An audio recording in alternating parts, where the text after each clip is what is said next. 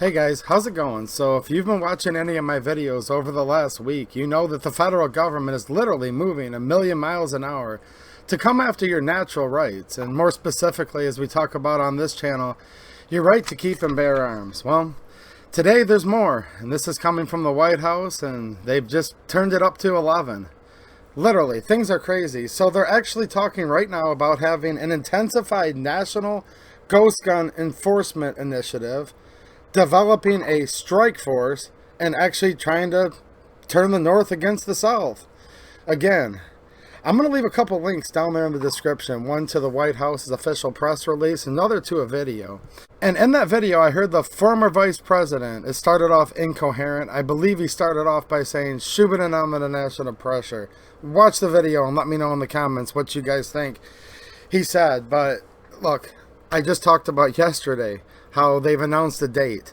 This is for home-built firearms, frames and receivers. The AFT is wanting to make a new rule that would drastically change, alter the way these things are done, in many cases prohibit. I would also note Maryland is trying to ban any home-built firearms in the state of Maryland, so keep that in mind if you live there too. So they're going to have this intensified national ghost gun enforcement initiative. What this does is it basically takes a bunch of federal funds, because that's what they do. They basically take your money and then use your money against you to deprive you of your natural rights. But they say it's all in the name of safety and security. And they're saying they need to get all these ghost guns off the street and prevent violent crime. Well, yeah, of course. Some of you reasonable folks listening, you're thinking, yeah, I'm against violent crime, and so am I. But here's the thing. Not only is it sinful, but it's already against the law in all jurisdictions to commit murder and to do harmful acts with firearms against others. We already have laws for that.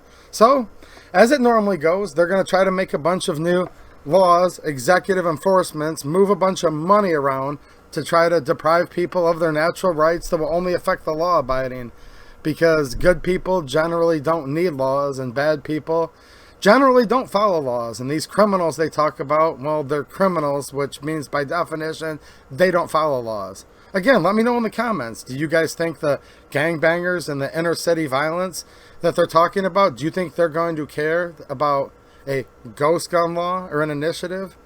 I don't think so. I don't think you do either. So they're talking about basically moving a bunch of money from the federal government and pouring it into local law enforcement. This is where it's a point of contention in this country. A lot of people say, well, I don't like the AFT, okay, but I still support my local law enforcement. And I'm not going to tell you guys what to decide here, but if you guys want to discuss it in the comments, feel free. And I do read all the comments, guys. Look, they're trying to put a bunch of money into your local police. That's literally what this initiative says, to get them to do crackdowns on what they call these ghost guns. Now, that's just a demonizing word for building your own firearm, right? Which is something we've been doing since before the United States was a country. And the Crown tried to outlaw that, and that's one of the reasons why we fought the Revolutionary War and formed this country. So they're wanting to put a bunch of money where local law enforcement will be part of this task force to try to end the violence in the streets and all of this stuff that they always use to try to scare you. But at the end of the day, this is probably going to affect good, innocent people just like you, who just want to build your own firearm because either you enjoy tinkering or you just want the privacy, right? Go back and watch my previous videos and you'll see why more than ever it's important to have privacy right now. And this is not a coincidence, guys. All this stuff's happening at once for a reason. They're wanting to change the definitions of frames and receivers, going after home builds, this billion electronic entries into a, they say not a registry, but we know it's a registry. All of this stuff, it's crazy. Now they're also going to be going after people doing face-to-face transactions, saying that if you sell a gun without a background check, the seller would be charged not just by the state and locality, but charged federally, is what the former vice president said. Well, we just heard that story with the Amish guy recently that I talked about on this channel. Now look, you already can't knowingly sell to somebody who's prohibited, if you know they are, or if you believe that they're going to be using the gun in a crime. And I don't want to sell a gun for someone that's going to commit violence with it. I'm not a violent person at all. And I'm sure you're not either. We don't want people shooting innocent people, right? Of course not. But they want to end face-to-face firearm transfers. Again, making everything go through background checks. These 4473s, which we know that they're keeping records of. They want to make it illegal to build your own gun, or put so many restrictions on there. You'll have to register all the parts anyways, so it gets rid of all of that privacy, right? And that's one of the most important rights that we have, is the right to be secure in our effects and in our papers. But they're wanting to tread on that. Now, I talked about pinning the North against the South. Well, they're talking about how they're going to establish a strike force. That was the former vice president's words, to crack down on gun trafficking across state lines. And they refer to this iron pipeline, where they say that all these guns are coming from the South to the North, where there's generally not as many firearms restrictions and laws in the South, whereas places like New York City, which they were at today, talking about how strict the gun control laws are, and the only reason why these gun control laws aren't working is because of all those people in the South. They're feeding this problem and allowing, through this iron pipeline, all of the firearms to go up to the North, which to me is just ludicrous. And that's their way of saying they want the South to now have just as strict of gun control laws as New York City, places like Maryland, New York State, and Massachusetts, and all these other northern states. They want the South to have the same prohibitive restrictions. That's really what they're getting at. But it's just this rhetoric, trying to pin the South against the North, this iron pipeline. Are you kidding me? I mean, I'm a northerner by sheer definition, that I've lived in Michigan my whole life, but man, so many good people down in the South. Shout out to all my viewers from the South, by the way. I'm stuck up here in the cold snow right now. I've got to plow snow again tonight, but I'm going to be down in South Carolina in March.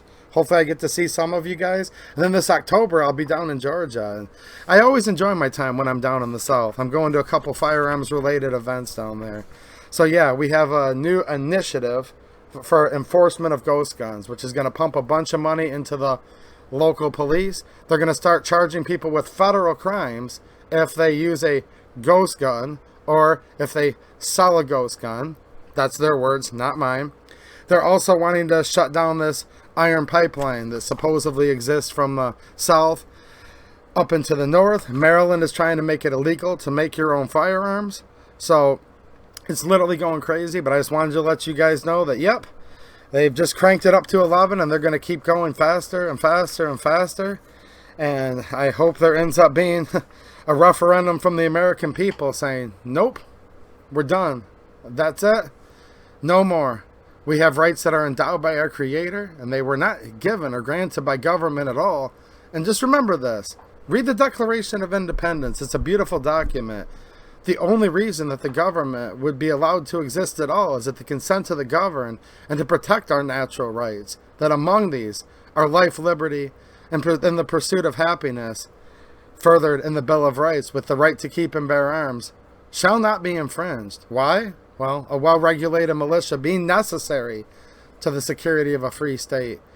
If our right to keep and bear arms keeps getting infringed at this rate that they want to, we won't live in a free state anymore. And that's literally what the Founding Fathers warned us of over a couple hundred years ago. All right, guys, thanks for watching, and have a good one.